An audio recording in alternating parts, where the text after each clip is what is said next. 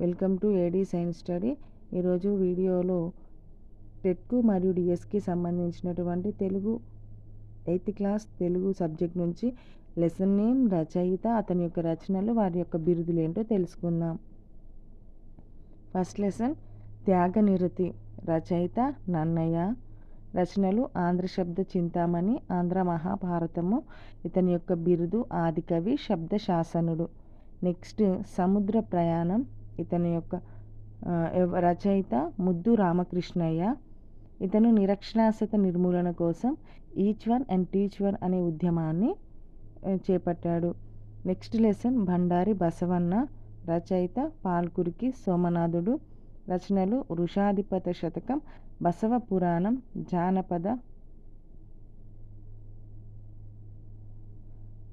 పిల్లలు, తెలంగాణ పాటలు. నెక్స్ట్ తెలుగు జానపద